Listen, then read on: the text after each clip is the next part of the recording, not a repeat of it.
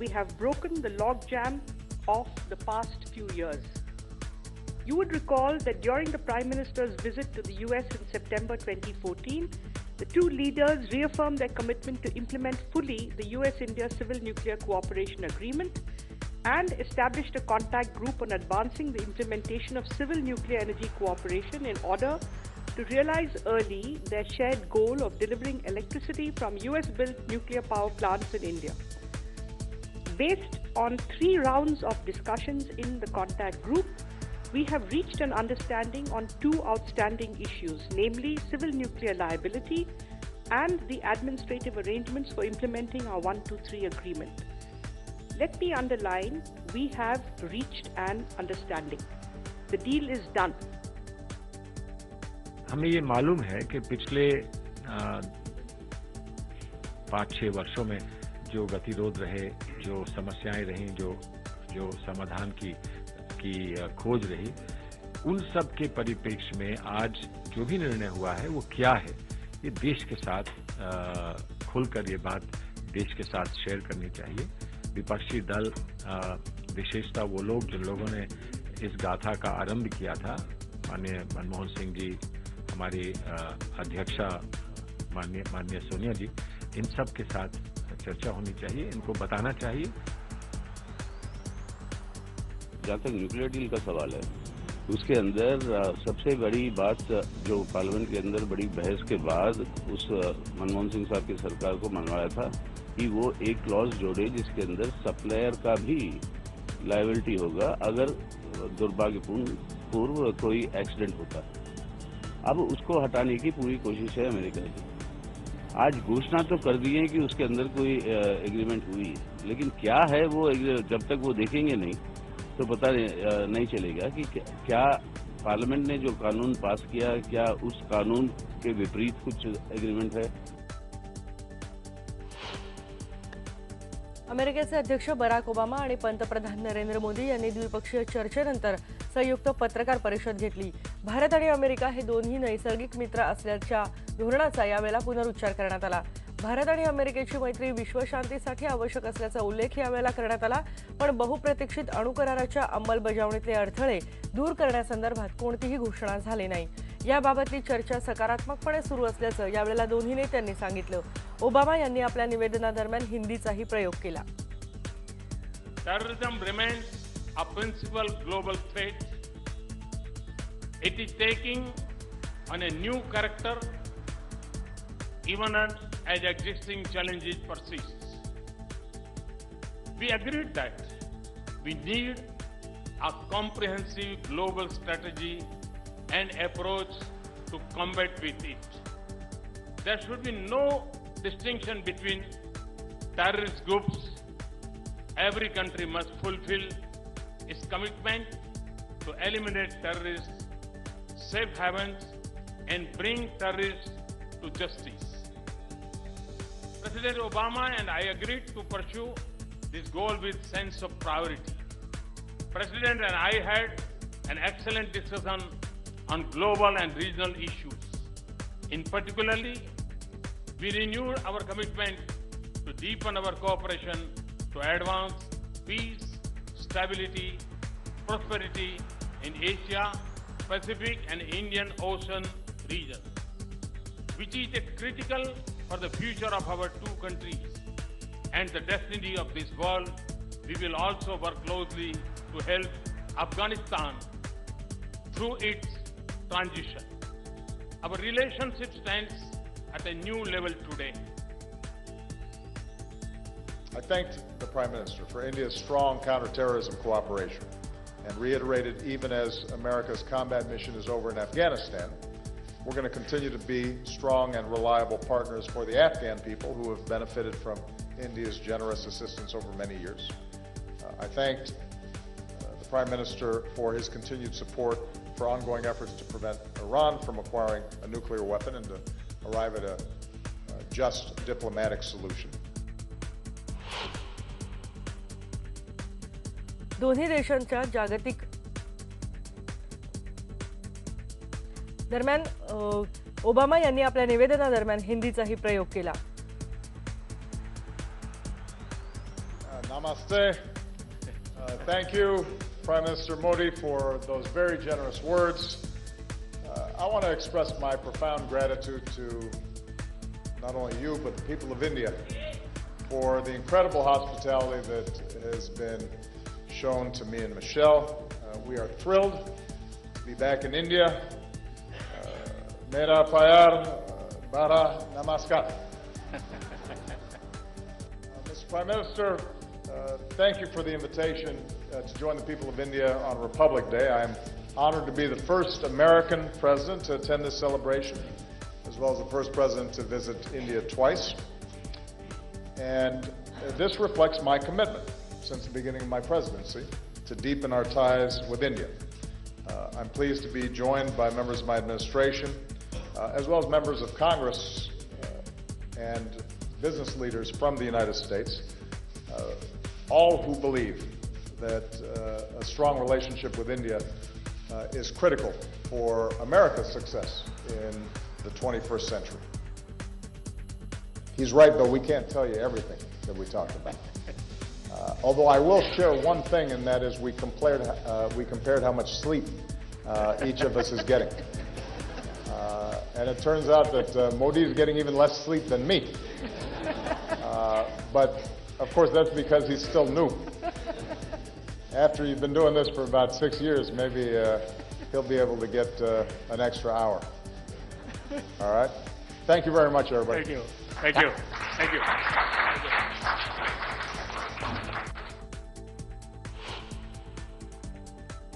राष्ट्रपती प्रणव मुखर्जी यांनी ओबामांच्या सन्मानार्थ काल मेजवानी आयोजित केली। या मेजवानीसाठी अनेक महत्त्वाच्या व्यक्तींना आमंत्रित करण्यात आलं होतं। यामध्ये माजी पंतप्रधान डॉ. मनमोहन सिंग, काँग्रेस अध्यक्ष सोनिया गांधी यांचा समावेश होता।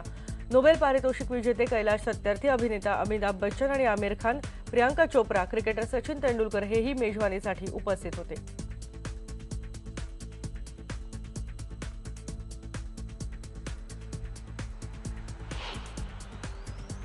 राष्ट्रपती भवनातल्या गार्ड ऑफ ऑनर नंतर ओबामांनी राजघाटावर जाऊन गांधीजींना आदरांजली वाहिली। तिथे त्यांनी वृक्षारोपणही केलं।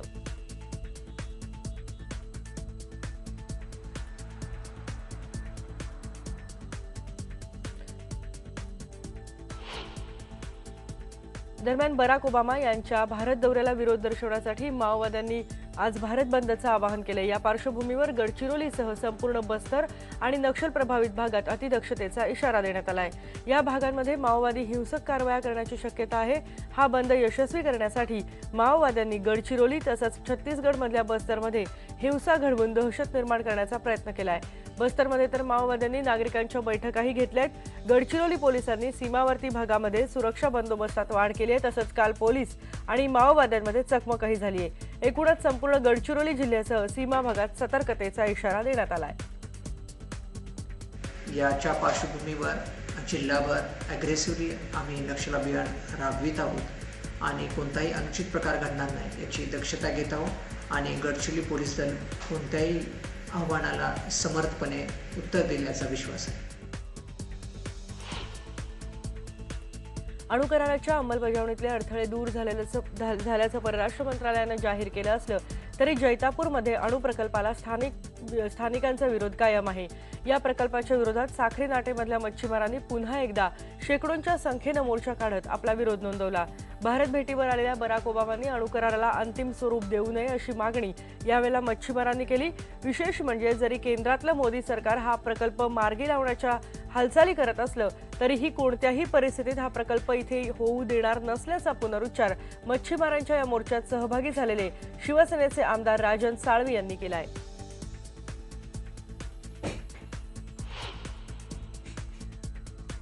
माओवाद्याच्या विरोधात जीवाची पर्वा न करता बेधडकपणे लढणाऱ्या आणि शहीद झालेल्या गडचिरोली जिल्ह्यातल्या 13 जणांना राष्ट्रपती पदक आणि पोलीस शौर्य पदक जाहीर झाले। गडचिरोली आणि गोंदिया हे जिल्हे मिळून एकूण 20 जणांना शौर्य पदक जाहीर झालेत। देशात सर्वाधिक पोलीस शौर्य पदक मिळवणारा गडचिरोली हा राज्यातला पहिला जिल्हा ठरला आहे। राष्ट्रपती शौर्य पुरस्कार शहीद हवालदार गणपत मडावी यांना जाहीर झालाय तर गडचिरोलीमध्ये पोलीस अधीक्षक असताना केलेल्या कामाबद्दल सध्याचे पालघरचे पोलीस अधीक्षक सुवेज हक यांनाही शौर्य पदक जाहीर झालंय। स्पीड न्यूज मध्ये इथे आपण एक ब्रेक घेतोय। पहा फक्त IVN लोकमत।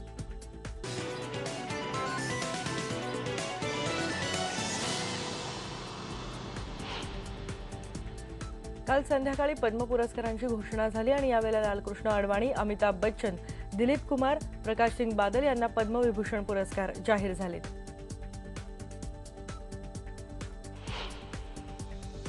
तर doctor Vijay Bhatkar, Swapan Dasgupta, Rajat Sharma, Bill Gates, Melinda Gates यांना पद्मभूषण या पुरस्कारानं गौरवलं जाणार आहे.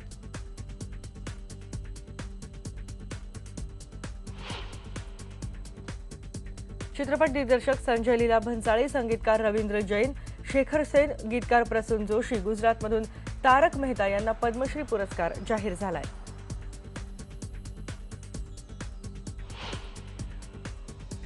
जालना जिल्ह्यातल्या घनसांगवी तालुक्यात तीर्थपुरी या गावात कुत्र्यांच्या हल्ल्यात एका 6 वर्षाच्या मुलाचा मृत्यू झालाय. महेश असं या मुलाचं नाव आहे आणि तो मांस विक्री करणाऱ्या दुकानाच्या शेजारी खेळत होता. तेव्हा 10 ते 15 कुत्र्यांनी त्याच्यावर हल्ला केला आणि त्याच्या हातापायाचे लचके तोडले, तसंच चेहऱ्यालाही चावे घेतले. या हल्ल्यात महेश जागीच ठार झाला. या घटनेच्या निषेधार्थ गावकऱ्यांनी रास्ता रोको केला. गावात सुरू असलेल्या बेकायदेशीर मांस विक्रीवर बंदी घालण्याची मागणी त्यांनी केली आहे.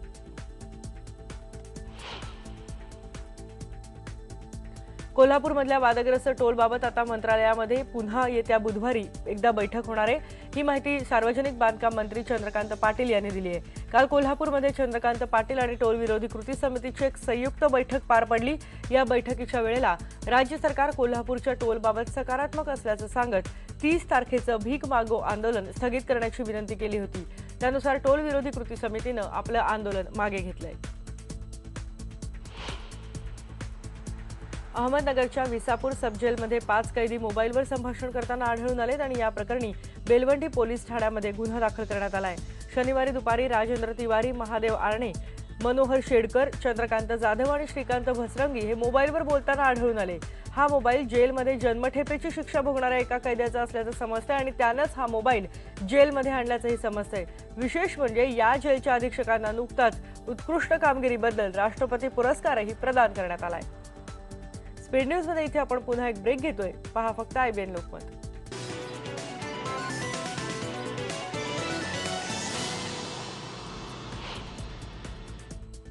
25 जानेवारी हा राष्ट्रीय मतदार दिवस म्हणून साजरा केला जातो. त्यामुळे कालच्या मतदार दिनी मतदानाविषयी जागृती निर्माण व्हावी यासाठी गोंदियातल्या इंदिरा गांधी स्टेडियमवरून विद्यार्थ्यांनी मतदान जागृती रॅली काढली.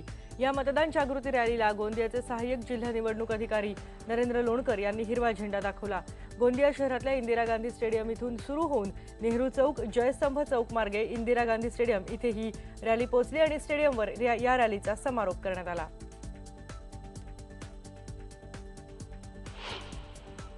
नाशिक जिल्ह्यातल्या बहुतांश भागात गेल्या 2 दिवसांपासून ढगाळ वातावरण आणि मध्यम स्वरूपाच्या पावसानं पडत असलेली पिकं धोक्यात आली आहेत. खराब वातावरणाचा परिणाम पिकांवर होतोय आणि विविध रोगांचा प्रादुर्भाव सुद्धा वाढतोय. गहू, हरभरा, कांदा आणि भाजीपाल्याबरोबरच अन्य पिकंही धोक्यात आली आहेत. ढगाळ वातावरण पिकांना घातक आहे आणि रोगांना पोषक ठरतंय. पिकं पिवळी पडण्याबरोबरच करपा, मावा आणि अळींचा प्रादुर्भाव सुद्धा जाणवतोय. त्यामुळे उरली सुरली पिकं ही वाया जाण्याची भीती आता शेतकऱ्यांना वाटतेय. ज्येष्ठ समीक्षक आणि साहित्यिक म.द. हातकणंगलेकर यांचं काल सांगलीमध्ये अल्पशा आजारानं निधन झालं. ते 88 वर्षांचे होते. त्यांच्या मागे पत्नी, 2 मुली, मुलगा, सून आणि नातवंड असा परिवार आहे. विश्रामबागच्या त्यांच्या निवासस्थानी त्यांचं पार्थिव अंत्यदर्शनासाठी ठेवण्यात आलं होतं. गेल्या 2 वर्षांपासून त्यांना प्रकृतीचा त्रास होत होता. काल सकाळी त्यांनी खासगी रुग्णालयामध्ये अखेरचा श्वास घेतला. त्यांच्या पार्थिवावर सांगितल्या कृष्णामाई घाटावर अंत्यसंस्कार करण्यात आले. म.द. हातकणंगलेकर यांच्या जाण्यानं साहित्य क्षेत्रात मोठी पोकळी निर्माण झाली असल्याची प्रतिक्रिया साहित्यिकांनी व्यक्त केली आहे.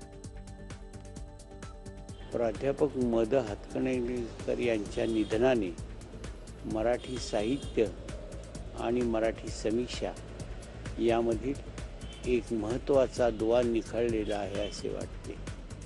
अनेक नवीन लेखकांना प्रोत्साहन देण्याचे ऐतिहासिक काम त्यांनी केलेच, पण ते करत असताना त्या लेखकांची गुणवत्तासुद्धा त्यांनी पारखून घेतली, हे महत्त्वाचे आहे. शिक्षक प्राचार्य म.द. हातकणंगलेकर सर ही सांगलीची साहित्यिक आणि सांस्कृतिक ओळख होती. ती ओळख त्यांच्या जाण्यानं हरवलेली आहे आणि सांगली शहर सांस्कृतिक आणि साहित्यिकदृष्ट्या पोरकं झालेलं आहे असं मला वाटतं. अनेक साहित्यिकांना उभं करण्यामध्ये, त्यांना लिहितं करण्यामध्ये आणि त्यांचं साहित्य सर्वदूर पसरवण्यामध्ये सरांनी अतिशय मोलाची कामगिरी केलेली होती. तिरंगी मालिकेमध्ये आज भारत आणि ऑस्ट्रेलिया आमने सामने येणार आहेत. भारतासाठी या सामन्यामध्ये विजय मिळवणं आवश्यक आहे. या सामन्यात पराभूत झाल्यास भारताचं सिरीजमधलं आव्हान संपुष्टात येऊ शकतं.